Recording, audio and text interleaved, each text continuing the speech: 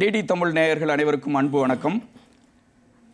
பல்வேறு துறை வல்லுநர்களை நாம் தொடர்ந்து சந்தித்து வருகிறோம். அந்த வகையில் இன்றைய தினம் நம்மிடையே நம் விருந்தினர் நிகழ்ச்சிக்கு வருகை தந்திருப்பவர் நாட்டுப்புற பாடகர், தெம்மாங்கு பாவலர், கிராமிய இசையிலே கொடிகட்டி பறக்கக்கூடியவர், திரை இசை பாடகர், எல்லாவற்றிற்கும் மேலாக ஆசிரியர் என்ற அடையாளத்தோடு தமிழ் கூறும் நல்லுலகிலே வலம் வரக்கூடிய கரிசல் கருணாநிதி அவர்கள் வருகை தந்திருக்கிறார்கள். வணக்கம் ஐயா. வணக்கம் ஐயா. உங்களை சந்திக்கிறதுல ரொம்ப மகிழ்ச்சி. அதாவது இப்போ நாட்டுப்புற பாடல் அப்படிங்கிறது நாட்டார் பாடல்னு சொல்கிறோம். அந்த வகையில் தெம்மாங்கு பாடல் இந்த அளவுக்கு நீங்கள் மிகச்சிறப்பாக பாடிக்கிட்டு இருக்கீங்க. முதல்ல உங்கள் வாழ்க்கை வரலாறை பற்றி கொஞ்சம் சுருக்கமாக சொல்லுங்களேன். டிடி தமிழ் நேயர்களுக்கு எனது அன்பு வணக்கம். நான் ஆரம்பத்தில் இந்த பாட்டுத்துறைக்கு வர்றது என்பது கிட்டத்தட்ட ஒரு விபத்து மாதிரி தான். அதாவது எனக்கு ஆரம்பத்தில் எனக்கு இசை என்பது பிடிக்கும். ஆனால் இசையை போய் ஒரு இடத்துல பாடி அதை வெளிப்படுத்தவெல்லாம் நம்மளுக்கு தெரியாது. அப்போ என்னுடைய பள்ளி பருவ வாழ்க்கை எல்லாமே இந்த மாதிரி எந்த போட்டிகள்லையோ அல்லது கலை நிகழ்வுகளிலோ கலந்துக்கிறாம தான் இருந்தது. இந்த இசைக்குள்ளே நான் வந்ததே என்னுடைய கல்லூரி காலங்களில் தான். கல்லூரி தான் முதல்ல ஒரு வாய்ப்பு எனக்கு கொடுத்து. எங்கே படிச்சிங்க? நான் படித்தது அருளானந்தர் கல்லூரி, கருமாத்தூர். சரி. அந்த கல்லூரியில் முதல்ல ஒரு விழாவில் நான் பாடுறேன். அந்த பாடும் பொழுது அது ஒரு போட்டி விழா. அதில் எனக்கு முதல் பரிசு கொடுத்துட்றாங்க. அப்போ ஒரு திரைப்பட பாடல் தான் பாடியிருந்தேன். அதிலிருந்து தான் என்னுடைய இந்த பயணம் என்பது துவங்குச்சு. ஒரு திரைப்பட பாடலை பாடக்கூடிய ஒரு சாதாரண ஒரு பாடகராக தான் என்னுடைய பயணம் துவங்குது. ஆனால் அதிலிருந்து எனக்கு மடைமாற்றம் பண்ணது ஒரு பேராசிரியர் ஒருவர். அவர் என்னுடைய குரலை பார்த்துட்டு, நீங்கள் ஏன் ஒரு தனித்துவமான பாடல்களை நீங்கள் பாடக்கூடாது? அந்த மாதிரி பாடினா உங்களுக்கு நல்லா இருக்குமே, உங்கள் குரலுக்கு நல்லா இருக்குமே, நீங்கள் திரைப்பட பாடல் பாடுறதுக்கு எல்லாரும் பாடுவாங்க, நீங்கள் கொஞ்சம் முயற்சி பண்ணுங்க அப்படின்னு சொல்லி கே.ஏ. குணசேகரன் ஐயாவுடைய ஒளிநாடாவை எனக்கு கொடுக்குறாரு. அந்த ஒளிநாடாவில் நான் சில பாடல்களை கேட்கும் பொழுது அப்போ தான் இந்த மாதிரி ஒரு கிராமிய பாடல்கள் இருக்கக்கூடிய இதே எனக்கு தெரிய வருது. அப்போ அவருடைய பாடலை ஒரு 2-3 பாடல்களை நான் பயிற்சி பண்ணி பாட ஆரம்பிக்கிறேன். அப்படி பாடின ஒரு பாட்டு தான் சொக்கனாதான் ஒரு பாட்டு. கே.ஜே. ஐயா பாடியிருப்பார். ஏ தன்னே நானே நன்னே சொக்கனாதா தானே நன்னே நானே நன்னே சோக்குத்தான் குடிக்க கூட கஞ்சி இல்லே, இன்னைக்கு குடிக்க கூட கஞ்சி இல்லை, சொக்கனாதா அப்படின்னு அந்த பாட்டு. பொதுவாகவே நாட்டுப்புற பாடல்கள்னாவே அந்த ஏழை எளியவர்கள், அடக்கப்பட்டவர்கள், ஒடுக்கப்பட்டவர்கள், இவங்களுக்காகத்தான் அந்த நாட்டுப்புற பாடல்களே நிறையா வந்துச்சு. பட்டுக்கோட்டை சொல்லுவார்ல, வாழை தலைக்குது சோலை நிலைக்குது, ஏழைகளுக்கு அதில் என்ன கிடைக்குது, கூளை குடிக்குது நாளை கழிக்குது, ஓலை குடிசையில் ஒண்டி கிடக்குதும் பாரு. அந்த சிந்தனை உங்க பாட்டுல துணிக்குது. சரி, கரிசல் கருணாநிதி அப்படின்னு பேர் வச்சிருக்கீங்க. பாரதி சொல்லுவான்ல, பெற்ற தாயும் பிறந்த பொன்னாடும் நற்றவ வானிலும் நனி சிறந்தனவேம்பார். இந்த கரிசல் கருணாநிதின்னு பேர் வச்சதனுடைய நோக்கம் என்ன, அதனுடைய பின்புலம் என்ன? நல்ல கேள்விங்க. அதாவது இந்த கே.ஜே. ஐயாவுடைய பாடலை நான் எப்படி கேட்டு பாடினோ அதே மாதிரி கரிசல் குயில் கிருஷ்ணசாமி அப்படின்ற ஒரு பாடகர், அவர் தமிழ்நாடு முற்போக்கு எழுத்தாளர் கலைஞர் சங்க மேடைகளில் பாடக்கூடிய ஒரு பாடகர். அவருடைய பாடல் 1-2 பாடல்களை நான் ஒளிநாடாவில் கேட்குறேன். அதில் என்னை மிக கவர்ந்த ஒரு பாடல் இலைகள் அழுத ஒரு மலை இரவு. அந்த பாட்டு நீங்கள் சொன்னது மாதிரி வறுமையை சொல்லக்கூடிய ஒரு பாட்டு தான். மிக அற்புதமான ஒரு பாட்டு.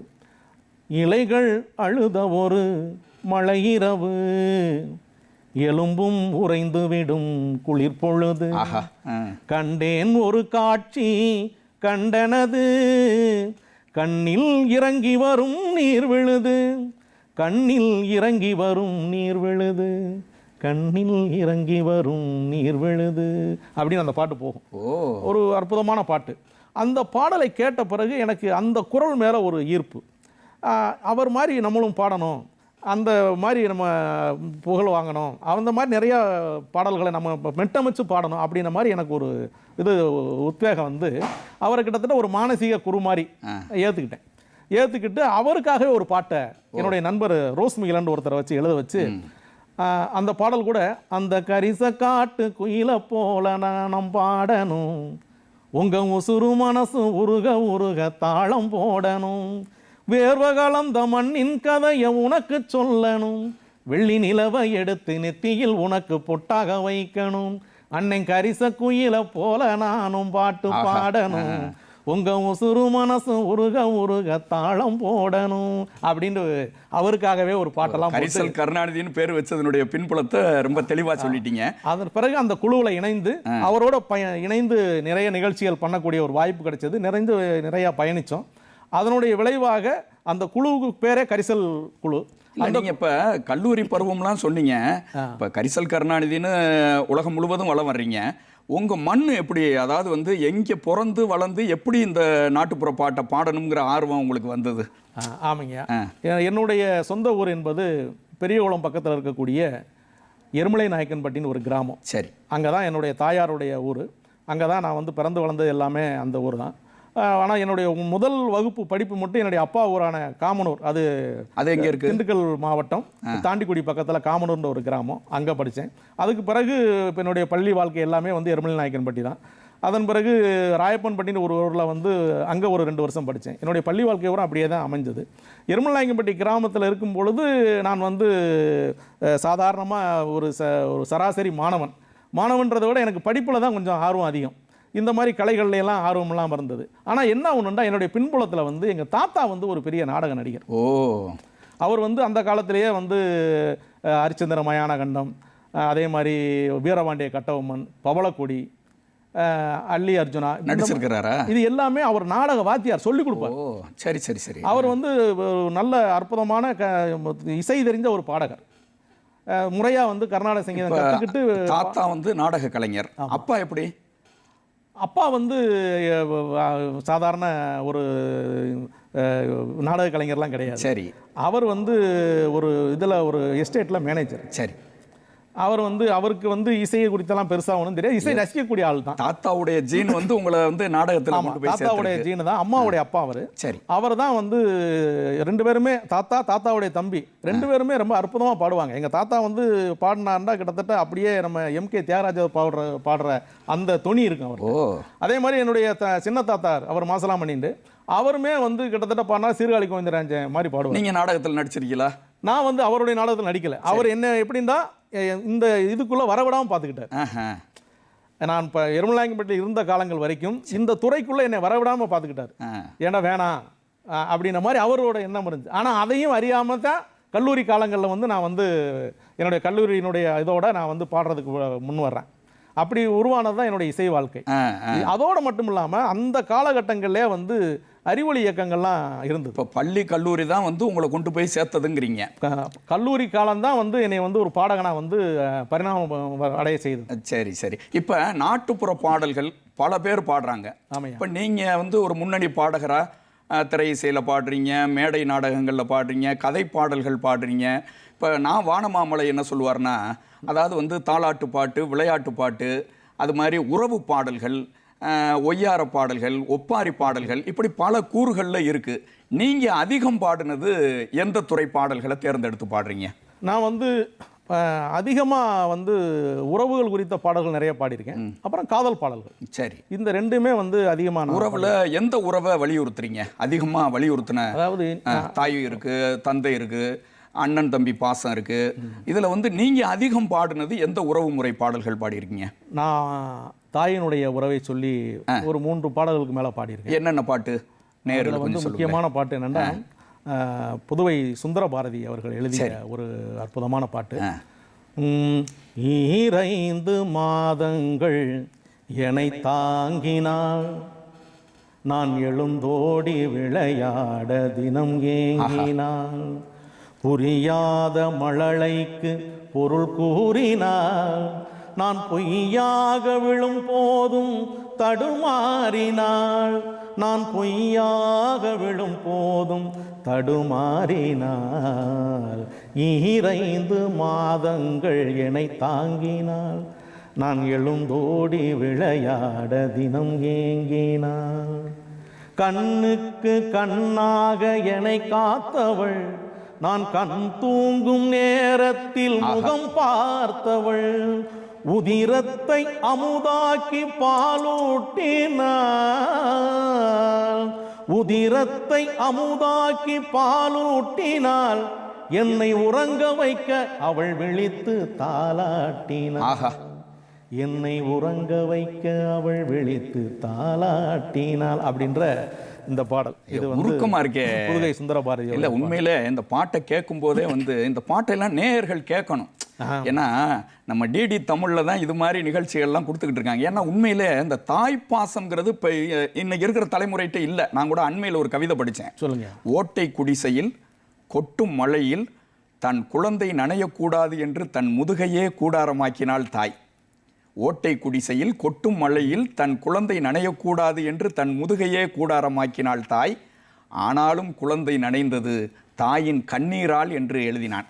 இப்போ அது மாதிரி இந்த தாய்ப்பாசம்ங்கிறது இன்றைய இளைய தலைமுறைகிட்ட ரொம்ப குறைஞ்சு போச்சு. அம்மாவுக்கு வேற என்ன பாடல்லாம் நீங்க பாடியிருக்கீங்க? இது மட்டும் இல்லாம கவிஞர் ஏகாதேசி அவர்கள் எழுதின ஒரு பாட்டு, அதுவும் அம்மாவை பத்தி தான். அது சினிமாவில் வந்ததா இல்ல சினிமா ஆல்பம் தான். ஆல்பத்தில் தான் வந்திருக்கு, என்னுடைய ஆல்பத்தில் தான் வந்திருக்கு. சரி. அம்மாவை போலொரு அழகி கிடைப்பாளா, தன் இருகரத்தாலே அழுகை துடைப்பாளா, மண்ணின் சொர்க்கம் அவள் மடி, அவள் சாமிக்கும் மேலே ஒருபடி, மண்ணின் சொர்க்கம் அவள் மடி, அவள் சாமிக்கும் மேலே ஒருபடி, அம்மாவை போலொரு அழகி கிடைப்பாளா, தன் இருகரத்தாலே அழுகை துடைப்பாளா. சோபத்தில நீகிருக்க வார்ப்பாலே சித்திரமா, விளையாண்ட தடங்களை வச்சிருப்பா பத்திரமா, வருவா பிள்ளைன்னு வாசலில காத்து நிப்பா, தட்டெல்லாம் சோறு போட்டு தவயுத்த பட்டினி வப்பா, வருவா பிள்ளைன்னு வாசலில காத்து நிப்பா, தட்டெல்லாம் சோறு போட்டு தவயுத்த பட்டினி வப்பா, பந்திய வச்ச கையோடுதான் பசிய மறந்து கிடப்பா. கடவுள் 3 தொழில் தான் செய்கிறார்: ஆக்கல், காத்தல், அழித்தல். ஆனால் தாய் என்பவள் ஆக்கலை செய்வாள், காத்தலை செய்வாள், ஒருபோதும் அழித்தல் தொழிலே செய்யாத ஒரே ஜீவன் தாயின்னு முடிச்சிருப்பார். அது மாதிரி கடவுளை காட்டிலும் மேலான ஒரு படின்னு சொன்ன ஏகாதசி கவிஞருக்கும் இந்த நேரத்தில் நான் ரொம்ப பாராட்டு தெரிவிச்சுக்கிறேன்னு. ரொம்ப அற்புதம்.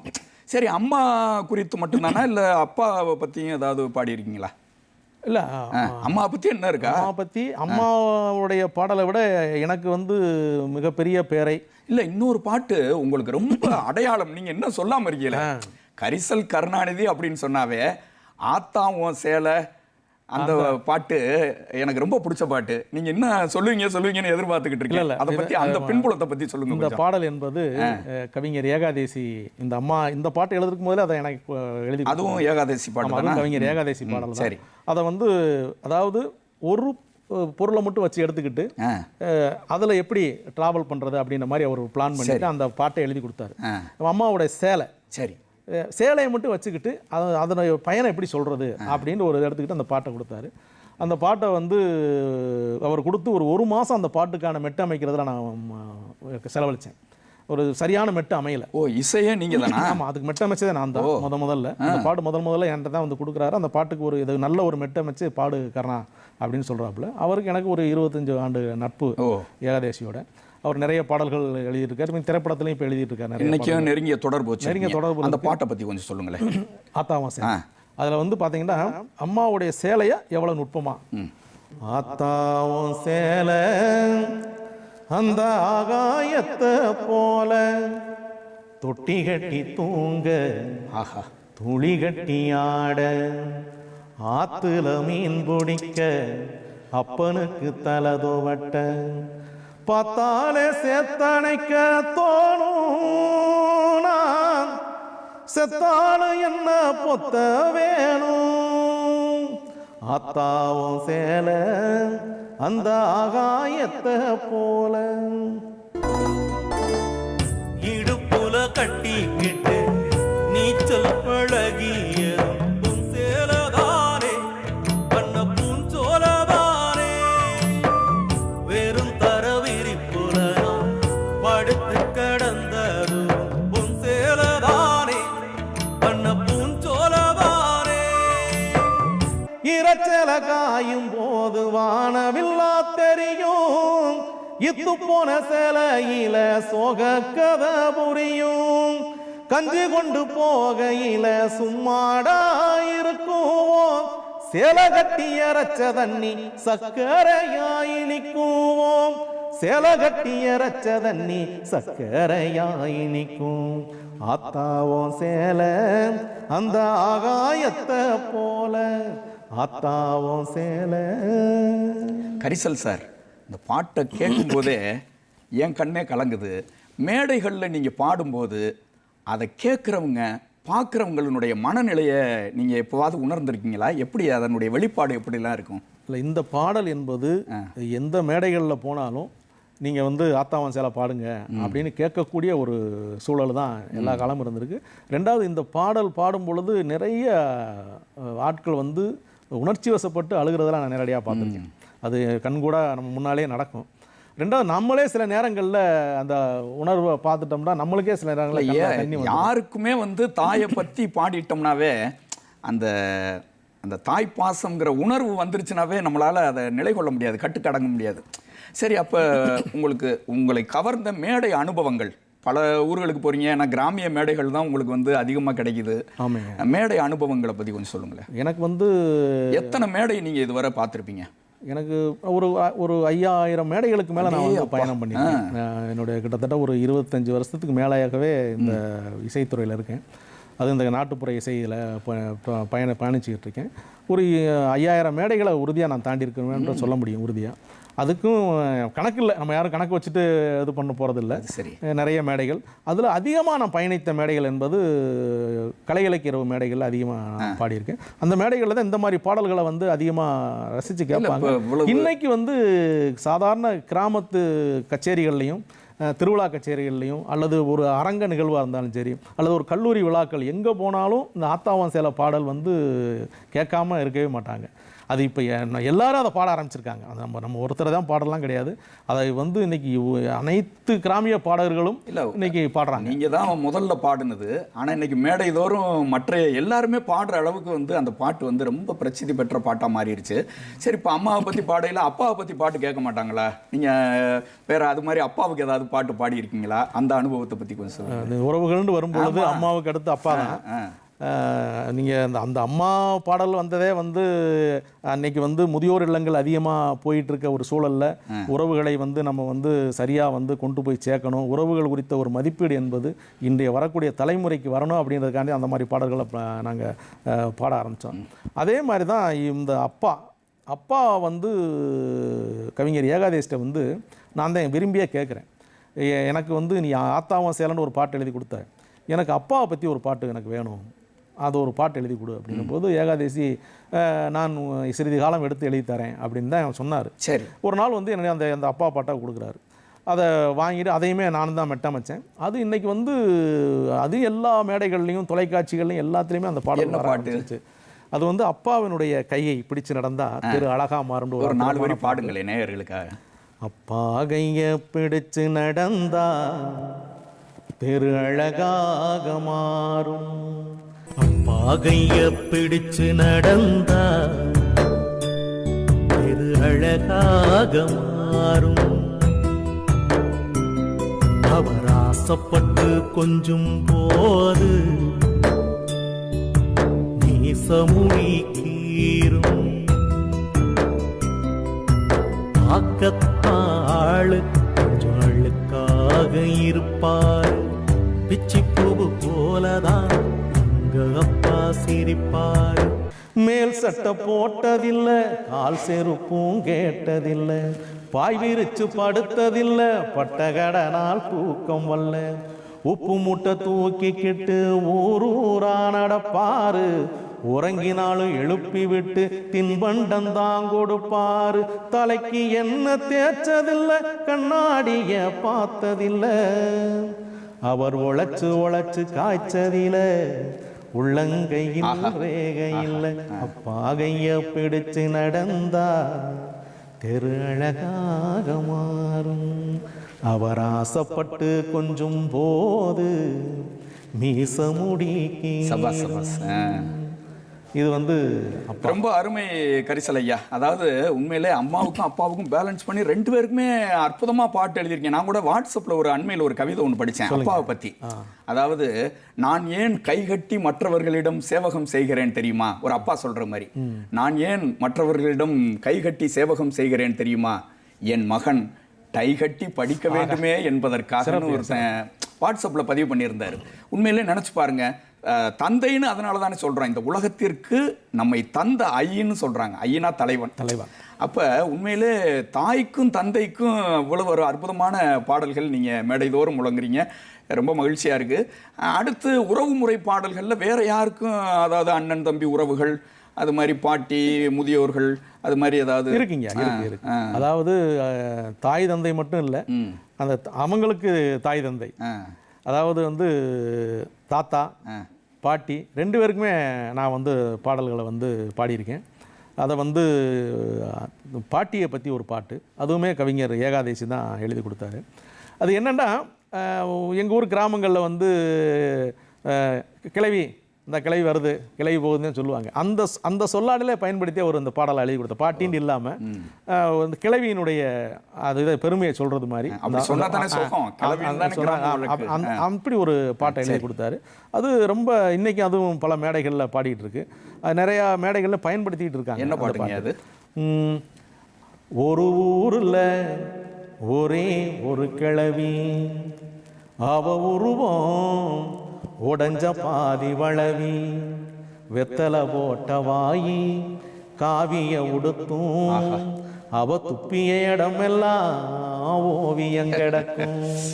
கட்ட சாஞ்சுக்கிற கையகல வீடு, வழுதைய தனியா வயசான கூடு, வழுதைய தனியா வயசான கூடு, ஒரு ஊர்ல ஒரே ஒரு கிழவி, அவ உருவம் உடஞ்ச பாதி வளவி. கபடி வீரனும் கதற கதற சுளுக்கு எடுத்து சரி செய்வான், கர்ப்பிணி பெண்ணுக்கு இலவசமா பிரசவம் பாப்பாலாவகமா, அம்மனுக்கு கும்மி பாட்டு அழகா பாடுவான், ஆலமர கண்ணி பொங்க கொலவனல்லா போடுவா, குறுக்கு ஒடிய களை எடுத்து கூழு கஞ்சி குடிச்சிடுவா, பாதி வைத்த பட்டினியாக்கி பூனையின் அயையும் வளர்த்திடுவா, ஒரு ஊர்ல ஒரே ஒரு கிழவி. ரொம்ப அருமை. இல்லாத ஊஞ்சலாட்டம் ஆடுது வெறும் காது, ஆகாயத்து நிலவு தங்கம் தண்டட்டியாவது எப்போது, தேய்க்காத சேலை போல தேகத்தில் 1000 சுருக்கம், இவ அழுத கண்ணீர் கடலின் அளவு இருக்கும். அருமைங்க அருமைங்க. 10 பிள்ளை வளர்த்த ஏழை என்னையடா, கடைசியில் இவள் துணைக்கு தாவார திண்ணையடா, உறவுகள் பாசங்கள் எல்லாம் பொய்யோ, இது எத்தனை தொட்டிலை ஆட்டிய கையோ. உறவு முறை பாடல்கள்லாம் உண்மையிலே உங்க பாடல்கள் நிறைய போய் சேரணும் இன்னும். ஏன்னா தாய் தந்தை பாட்டிமார்கள், பாட்டி இல்லைன்னாவே இன்னைக்கு கதை கேட்கறதே இல்லாமல் போச்சே. நீ கதை இல்லை, கதை இல்லாமல் போச்சு. இன்னொன்று வந்து அம்மா அப்பா உறவை வந்து ரொம்ப வலியுறுத்தி சொல்லியிருக்கீங்க. ரொம்ப மகிழ்ச்சி. தொடர்ந்து நாம் கிராமிய பாடகர், திரைப்பட பாடகர் கரிசல் கருணாநிதி அவர்களிடம் பேசி கொண்டிருக்கிறோம். இன்னும் நிறைய பேச வேண்டியிருக்கு. அடுத்த வாரமும் அவரை சந்திப்போம். நன்றி. புளிப்பா புளியங்க அவ புடவ கட்டுன வெள்ளரிக்கா,